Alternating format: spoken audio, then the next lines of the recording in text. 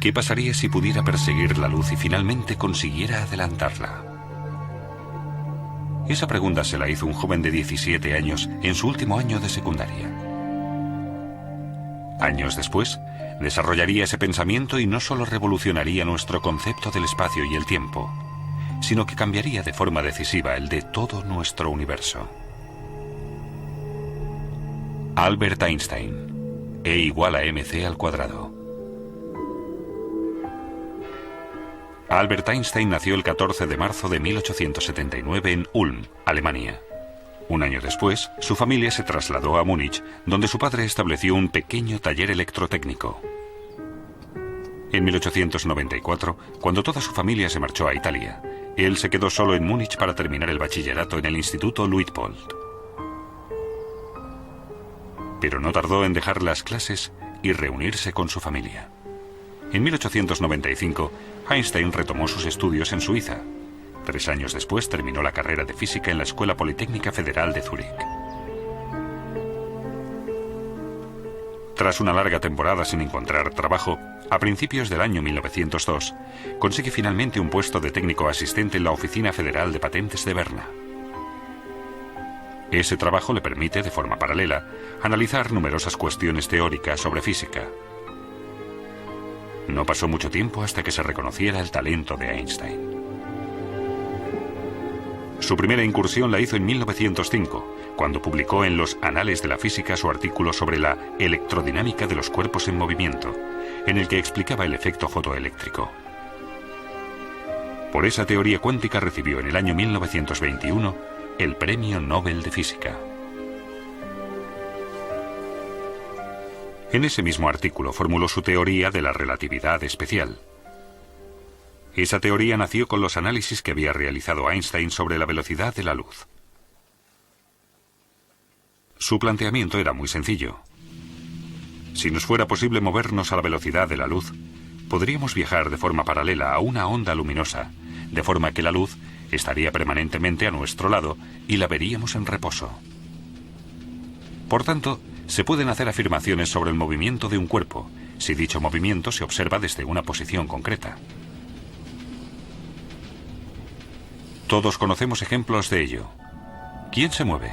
¿Nosotros? ¿O el tren en dirección contraria?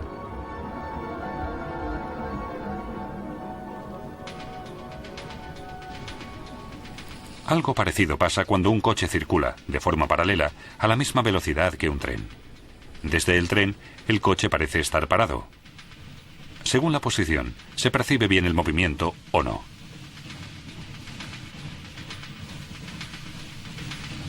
Cuando un pasajero avanza hacia el principio de un tren, desde los ojos de un observador de fuera se suman las velocidades del tren y del pasajero. Si 2 personas van a la misma velocidad y una sube a una cinta transportadora, se suman las velocidades de la persona y la cinta transportadora. Esto se denomina teorema de adición, por la superposición de las velocidades.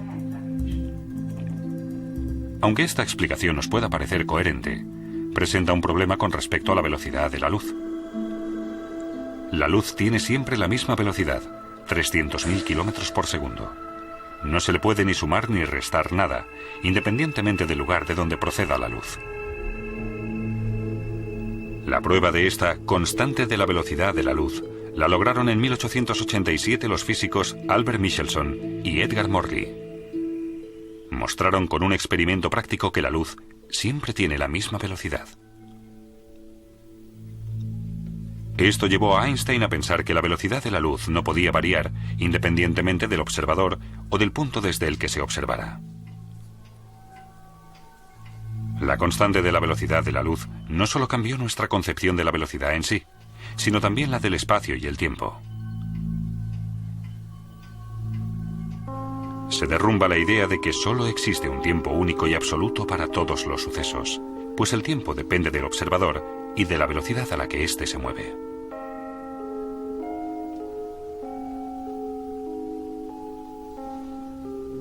Una explicación de la teoría es la del reloj de luz. Un reloj de luz consta de 2 espejos situados uno enfrente del otro. Una partícula de luz, denominada fotón, se mueve de un espejo al otro a la velocidad de la luz. Cuando el fotón choca con el espejo, recibe un impulso, gracias al que podemos medir el tiempo.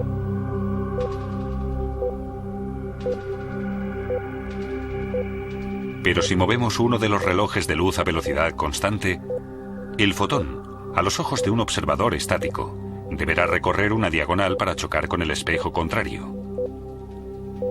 Como el recorrido es más largo, el fotón ya no puede alcanzar la velocidad de la luz y choca más tarde con el espejo.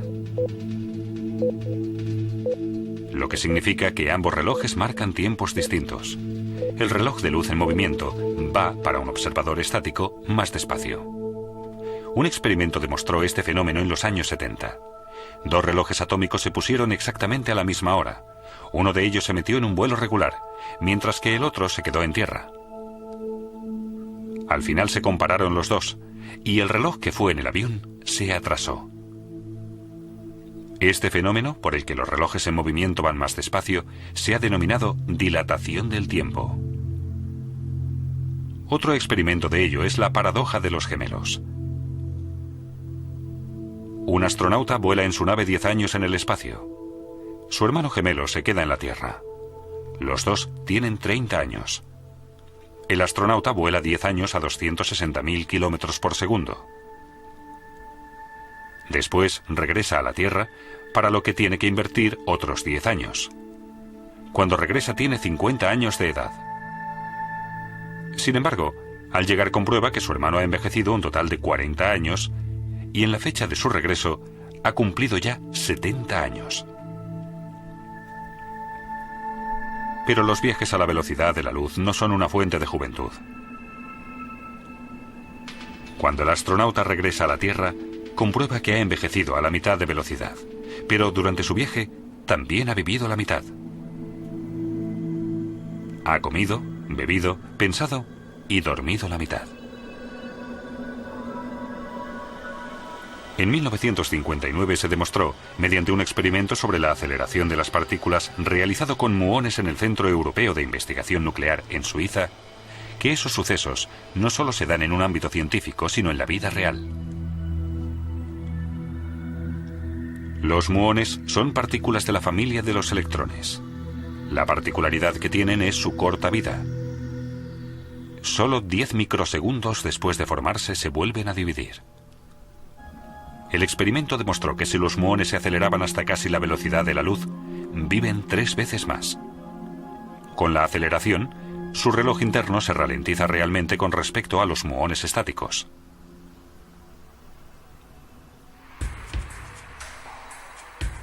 Los cambios en el tiempo influyen también en la longitud de los cuerpos. Las longitudes, en movimiento, son más cortas.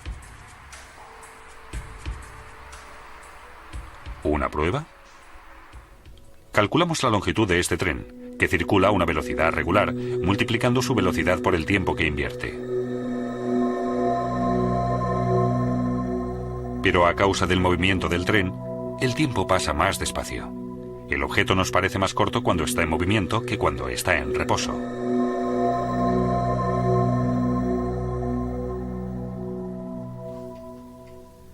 Mediante su teoría de la relatividad especial, Albert Einstein estableció un nuevo concepto del espacio y el tiempo, en el que demuestra que ambas dimensiones, consideradas hasta entonces independientes la una de la otra, son dependientes en realidad. Einstein hizo otras asociaciones de propiedades físicas, como que la masa varía dependiendo de si se mueve o no con respecto al observador. Las masas en movimiento resultan más pesadas y poseen, por tanto, más energía cinética. La equivalencia entre la masa y la energía es la fórmula más famosa del mundo, E igual a mc². Como el cuadrado de la velocidad es un valor muy elevado en la fórmula, incluso una masa pequeña, si se mueve a la suficiente velocidad, puede tener una energía peligrosa. Este hecho fue de una enorme importancia para la física del núcleo atómico. Despejó el camino hacia la obtención de energía atómica, pero también para la creación de la bomba atómica.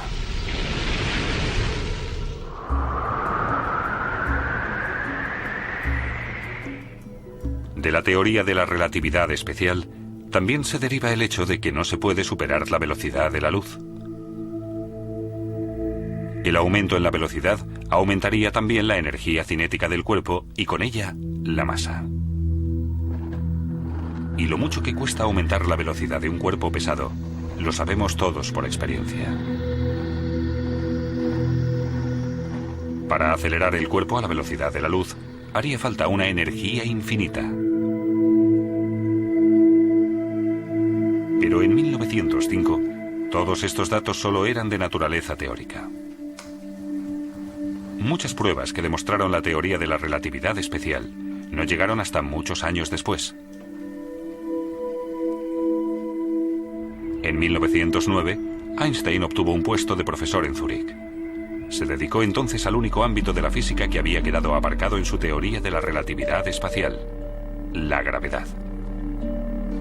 En 1913, el físico alemán Max Planck viajó a Zúrich y le ofreció el puesto de director del Instituto de Física Kaiser Wilhelm en Berlín. Einstein no lo dudó un segundo, pues en aquella época Berlín era la meca de la física. En agosto de 1914 estalla la Primera Guerra Mundial que transformará el mundo por completo.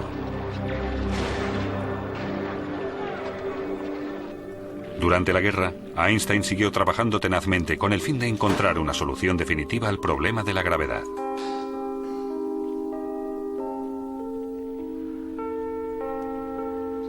Sus años en Berlín fueron el punto culminante de su carrera científica, pues fue allí donde completó su teoría general de la relatividad. El punto más importante de la teoría fue la afirmación de que la gravedad no solo afectaba a las órbitas de los planetas, sino también a la luz. Según esto, el haz luminoso de un planeta se desviaba tanto al pasar cerca del Sol que su posición se percibía desplazada. Pero el fenómeno solo se podía demostrar en un eclipse total de Sol.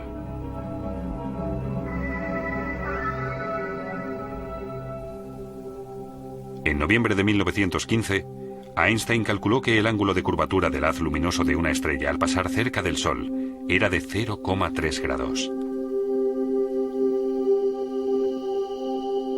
En primavera de 1919, una expedición científica inglesa partió al Atlántico Sur para fotografiar un eclipse de Sol.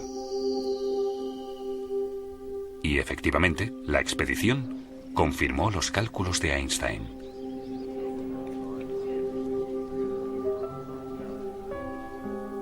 Cuando se publicó su acierto, se hizo mundialmente famoso de la noche al día. Se convirtió en la primera superestrella de la ciencia.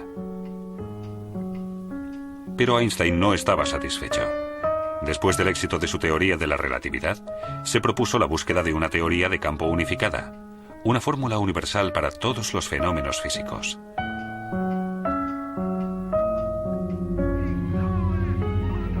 Albert Einstein era judío. Cuando Hitler subió al poder, emigró a Estados Unidos. En el campus de la Universidad de Princeton, continuó sus investigaciones en busca de la teoría de campo unificada. Pero esta vez, su propósito fracasó.